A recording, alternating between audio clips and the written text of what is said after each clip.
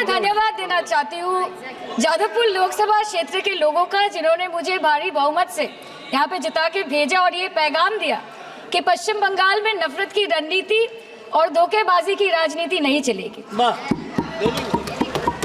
अध्यक्ष महोदय, मैं उम्मीद करूंगी कि आज आप मुझे पूरा बोलने का मौका दें, क्योंकि हाल ही में हुए नीति आयोग की जो मीटिंग हुई थी, वहां पे हमारी माननीय मुख्यमंत्री, जो देश की एकमात्र महिला मुख्यमंत्री भी है, उनका माइक बीच राह में ऑफ कर दिया गया था। वो बंगाल के अरे अभी तो शुरुआत है, ये तो ट्रेलर है, पिक्चर बाकी है। अध्यक्ष महोदय, मैं आपसे ये बोलना चाहती हूँ कि वो बंगाल के हक के लिए यहाँ पे सवाल उठाने आई थी, वो बंगाल के लोगों की बात रखने यहाँ पे आई थी, लेकिन उनका माइक ऑफ कर दिया गया। आपके माध्यम से मैं सदन में उपस्थित वहाँ जो बैठे हैं माननीय सदस्य, कोई भी नीति आयोग या कोई भी घटना को सर एक लाइन आपका डिलीट करेंगे। सर एक लाइन सर मैं यही बताना चाहती हूँ कि बंगाल के लोगों का गला घोटने का काम किया गया और उनकी आवाज को बंद करने का काम किया गया। आगे जाके बंगाल के लोग आपके पार्टी की माइक ऑफ कर देंगे, बस एक चुनाव बाकी, आप देख लीजिएगा।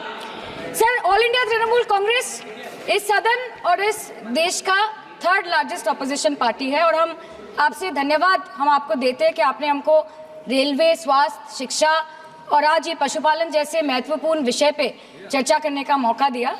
लेकिन तृणमूल कांग्रेस आगे जाके देश के हर महत्वपूर्ण मुद्दे पे बात करेगा, चाहे वो चीन का अनैतिक रूप से इस देश में प्रवेश हो या वो 700 से ऊपर आंदोलन जीवी किसानों की। माननीय सदस्य, आप पहली बार बोल रही हैं, मैं आपको हस्तक्षेप नहीं करना चाहता, लेकिन जिस अनुदानों की मांगों पर चर्चा सर अभी आ रहे हैं, सर नीट के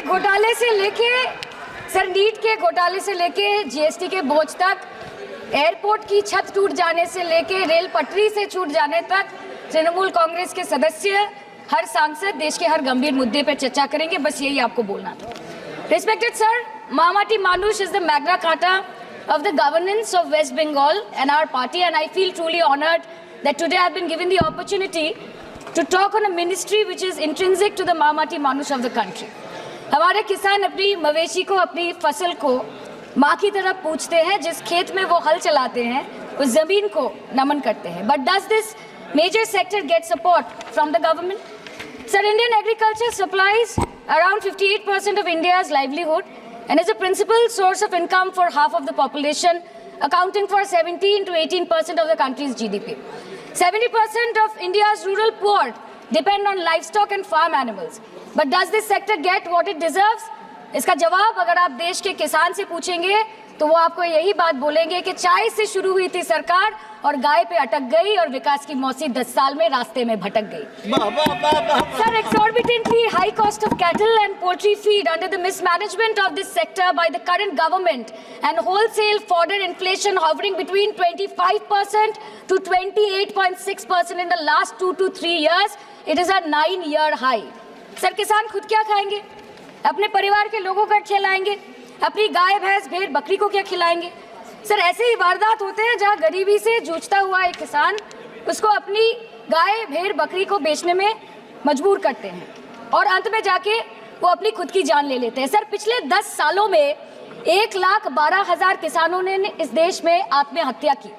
एनसीआरबी की एक रिपोर्ट के अनुसार 10 साल में हर दिन इस देश में एवरेज में 30 किसान हर दिन अपनी जान ले लेते हैं। सर, इस देश के लोगों का यही है किस्सा कि जिसको जिताया वो राजा की तरह जाएगा और जिन्होंने जिताया वो फकीर की तरह। सर, ये बहुत गौरक्षा की भी बातें करते हैं। देश के लोगों को ये पता होना चाहिए that there is a fodder crisis in India and the union minister has himself stated in a written reply in Rajya Sabha that yes, the country is deficit in fodder.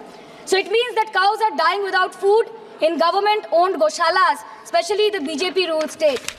74,000 cattle had died at Panjrapols in Sundarnagar and Banaskantha district of Gujarat in the last 3 years. 200 cows were found dead in Madhya Pradesh's Shivpuri district. 173 cows allegedly died in a week in Chhattisgarh. And 74,016 cows had died in Hingonia Gaushala in Jaipur during the previous BJP government in Rajasthan.